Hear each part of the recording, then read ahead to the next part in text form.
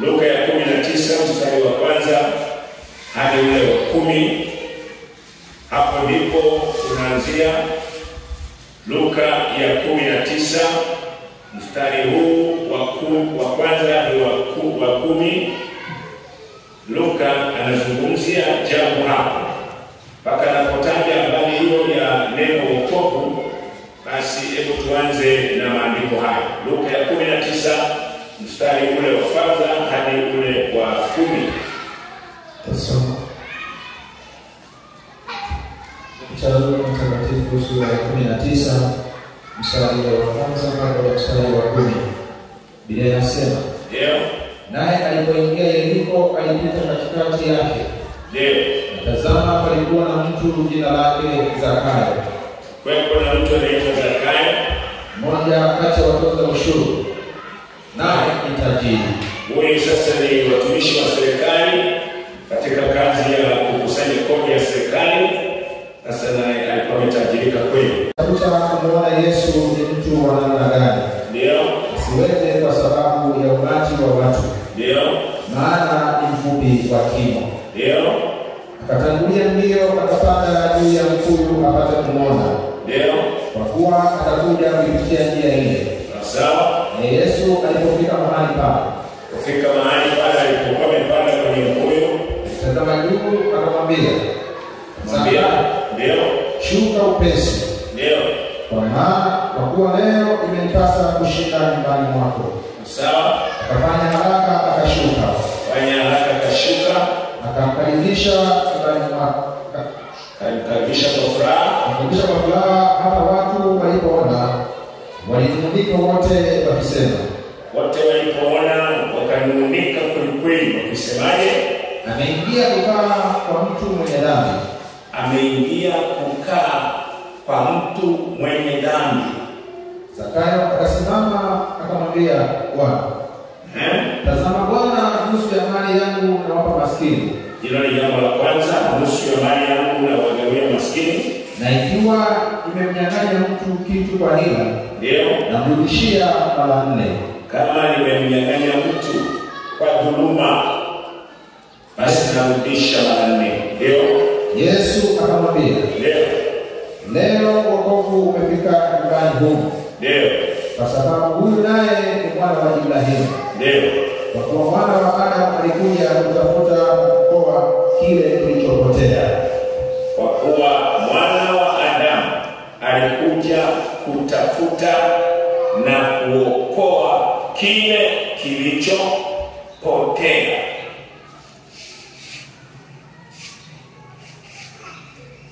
Bwana Yesu asifiwe. Tunazungumza neno wokovu, neno kuokoka, na lengo la tamko hili ni kujifunza hasa maana ya neno wokovu. Maana yake ni nini? Yaani kipengele hiki ambacho tutaendelea nacho, tunafuatilia maana ya neno wokovu. Kwa sababu mara zote huwa tunatamka nimeokoka, huwa tunasema wokovu wa Yesu. Sasa sijui sana kama tunaelewa maana yake,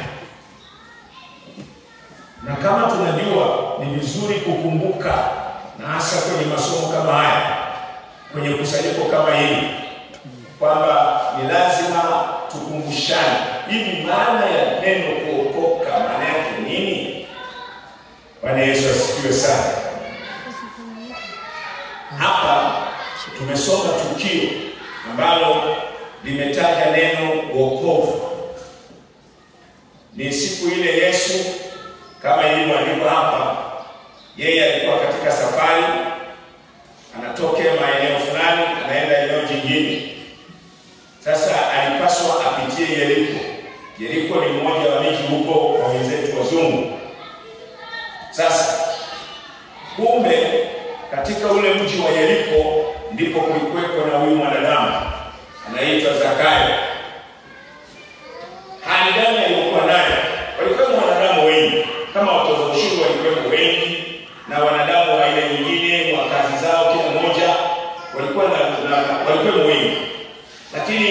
utakuta Biblia imemtaja Zakayo.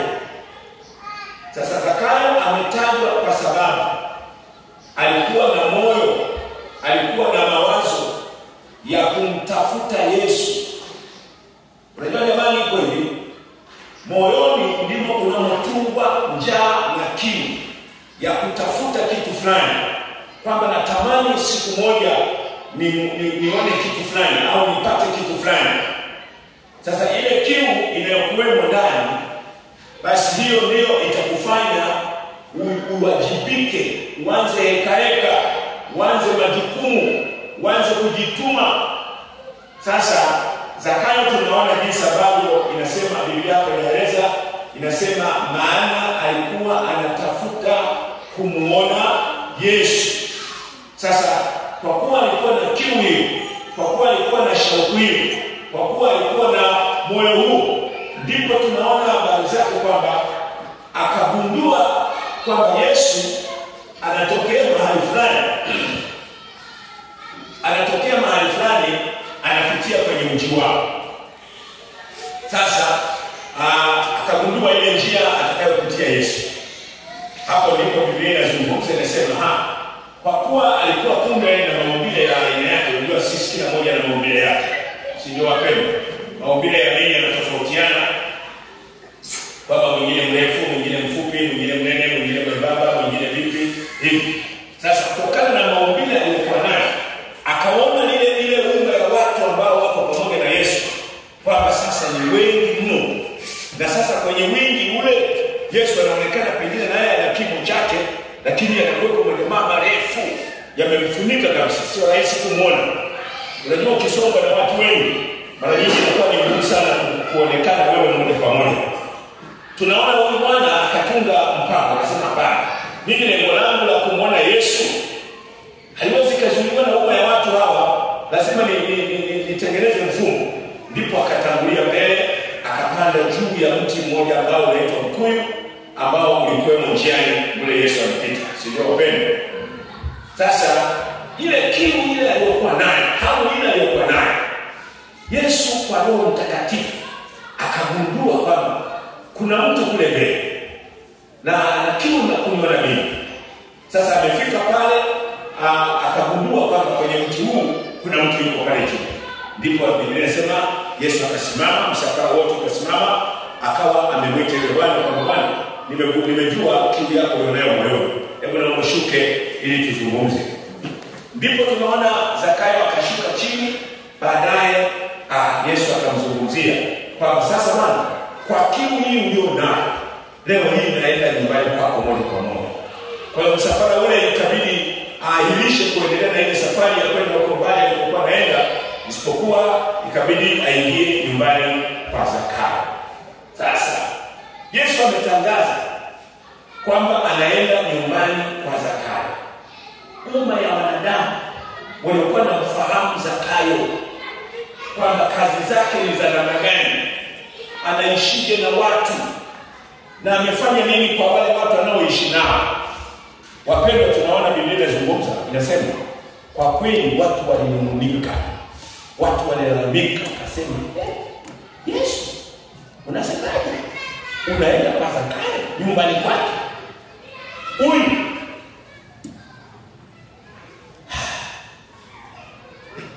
sasa ndio Yesu akamwambia wale watu kwamba unakwendaje kwa mtu mwenye dhambi bwana? Huyu ni mwenye dhambi, wala hatuna amnaye kabisa. Basi kwa sababu anaishi, lakini hatuna amnaye kabisa. Bwana Yesu asifiwe sana. Sasa Yesu akaona hapa sasa hii moja. Unajua Yesu hakujibu kabisa zile hoja za wale watu, yale manunguniko ya wale watu hakuzijibu. Hakuwarudishia kwamba mimi nimepanga na wazee hizi au ilibidi wasikilize wanasema nini. Na sasa kwa sababu mhusika yupo, basi hajitetee mwenyewe. Maana mimi nimetangaza, Yesu amesema mimi bwana nimependa nije nyumbani kwako, haijalishi hali yako wewe ya wenye dhambi, si ya namna gani, mimi nakuja nyumbani kwako. Lakini kuna wanadamu hapa wanalalamika. Huyu bwana, ninachoshukuru cha ajabu Zakayo, wapendwa, tujifunze jambo hapa. Wanaweza sasa. Ninachoshukuru sana kwa Zakayo. Kweli huyu bwana alikuwa ni mwenye dhambi na mpaka utajiri wake ule unaotajwa kwamba alikuwa ni mtoza ushuru na ni tajiri. Ule utajiri wake haukuwa halali. Yaani ilikuwa ni kudhulumu watu wanyonge, anajilimbikizia mali mwenyewe. Mpaka anaitwa tajiri huyu bwana amenyang'anya wanyonge wengi. Si ndio wapendwa? Sasa huyu bwana baada ya kusikia manunguniko ya watu ilibidi asimame kwamba watu wanaongea nini, wanatamka nini wao. Aliposikia zile hoja za wale watu wanataja, huyu ni mwenye dhambi, huyu ametudhulumu, huyu utajiri wake ni kunyang'anya wanyonge, ametajirika kwa kunyang'anya, huyu ni mnyang'anyi huyu. Zakayo kwa kuwa alikuwa amedhamiria kumwona Yesu, kwamba kwa kweli dhamira yangu ni kumwona Yesu. Haya maisha ya nini huko nyuma nimechoka nayo. Hapa nilipo kwenda huko kwenda kwenda, nataka nimwone Yesu. Bwana Yesu asifiwe sana. Ninapojifunza habari za Zakayo naona aisee ni dhamira moja nzuri sana ambayo sisi leo tumeandikiwa haya ili tuweze kujifunza kwamba inawezekana kule nyuma ukaishi maisha mabaya, ukakosea mengi. Kweli kwamba unalalamikiwa na watu. Sijui kuna watu waridhiki na wewe, labda hawaoni kama wewe unaweza kustahili kwao. Lakini hivi mpaka hapo wanapolalamika, wewe una dhamira gani kule mbele?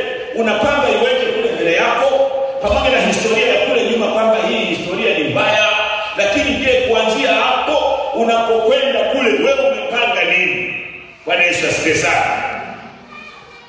Sasa huyu bwana kwa kuwa amedhamiria kumwona Yesu, aliposikiliza habari za watu hao wanaolalamika kwamba huyu ni mwenye dhambi, amedhulumu hela zetu. Tena sasa unajua hawa viongozi wetu hawa wanaoongoza serikali mpaka leo, jamani, wanalalamikiwa na watu. Yaani watu wanakuwa wanalalamika.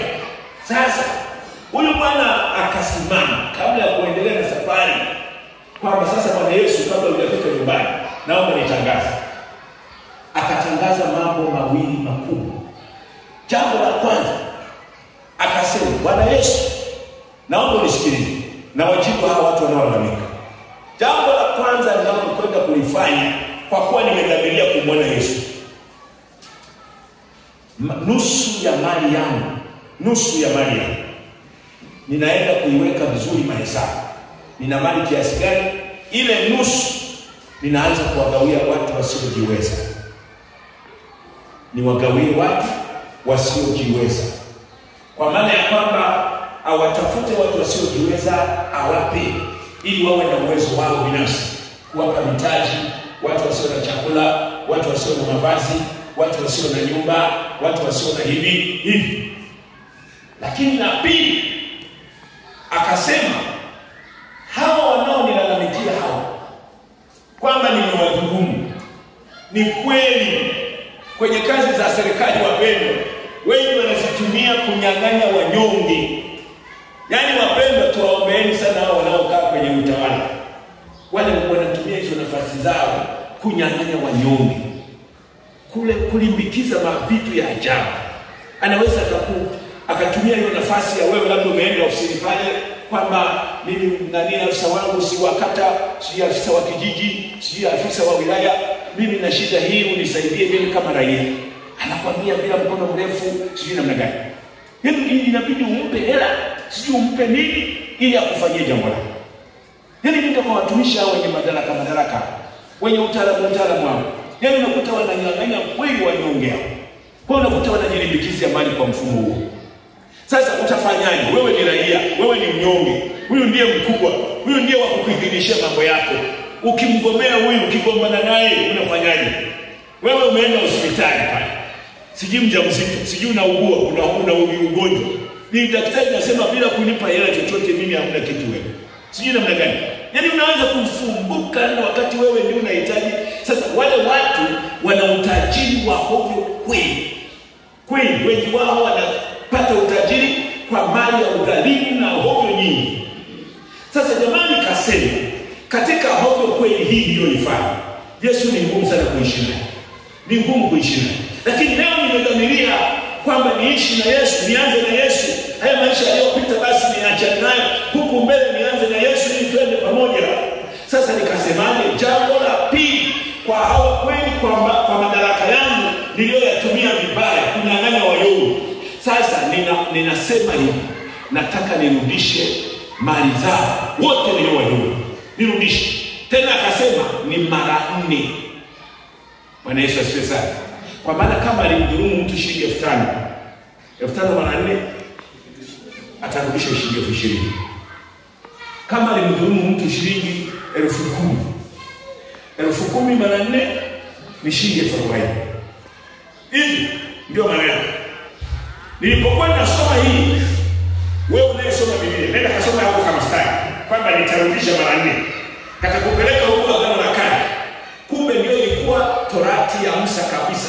Musa alikuwa ameagiza wanaodhulumu wenzao, basi kama anakamatwa, kama amelalamikiwa, anafikishwa kwenye uongozi, arudishe mara 4. Kwa jamani, mimi nalisifu kwa sababu nilizingatia Torati ya Musa, kwamba sheria ya Musa iliyokuwepo toka zamani, mtu ambaye alikuwa anadhulumu mwenzake, basi lazima anaporudisha, hawezi kurudisha mali peke yake ile aliyodhulumu, bali arudishe mara 4 zaidi. Bwana Yesu asifiwe sana. Yesu alipoyaona haya akasema hivi, wokovu umefika nyumbani kwako.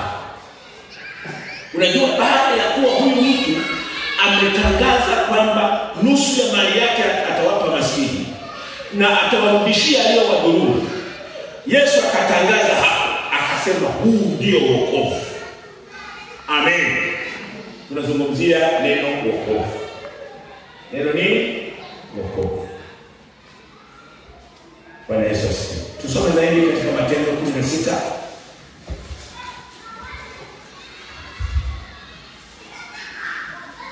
Matendo 16 mstari wa 30 na 31. Matendo 16 mstari wa 30 na 31. Ndio nasema. Ndio. Kisha akawaleta nje akasema, Ndio. Bwana zangu, yanipasa nifanye nini nipate kuokoka? Ndio. Wakamwambia, mwamini Bwana Yesu nawe utaokoka pamoja na nyumba yako. Ndio. 32. Wakamwambia, neno la Bwana yeye ni 31. 30 na 31. Hebu rudia. Kisha akawaleta nje akasema, Ndio. Bwana zangu, yanipasa nifanye nini nipate kuokoka? Wakamwambia, mwamini Bwana Yesu nawe utaokoka pamoja na nyumba yako. Naona huyu ni yule askari. Yule askari aliyewalinda Paulo na Sila gerezani, si ndio wapendwa? Yule askari baada ya kuona yale matendo makuu ya Mungu, alipoona jinsi ambavyo Mungu amefungua ile milango ya gereza, makufuli yale yaliyokuwepo mlangoni yamefunguliwa yote. Sijui kama kulikuwa na milango imepangwa vipi, yote iko wazi. Sasa amekuja kufungua macho, sio kwa milango. Akagundua milango ya gereza iko wazi. Lakini alipofuatilia akagundua kwamba muujiza ule umefanyika kwa sababu hawa Paulo na Sila walikuwa wanamuomba Mungu. Hawa wameokoka hawa wana Yesu hawa. Sasa katika hilo tukio, huyu askari, Biblia inazungumza inasema akaunda moyo wa kumtafuta Yesu na yeye apate wokovu, kwamba kumbe ukiokoka kuna mazuri ya namna hii. Kumbe ukiokoka unafanyiwa muujiza na Mungu namna hii. Lazima na mimi nitafute wokovu huu unapatikana wapi? Sasa unajua kitu anachouliza hapa huyu askari. Anauliza hivi, ndugu zangu, nifanye nini? Nitimize mambo gani?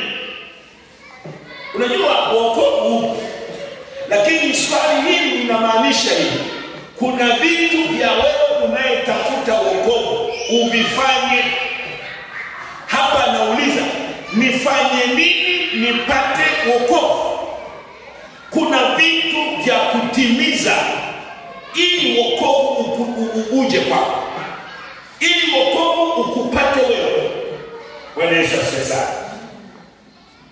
Sasa wokovu upo, labda tu kwa sababu leo tunalenga kujifunza maana ya neno wokovu. Bwana Yesu asifiwe.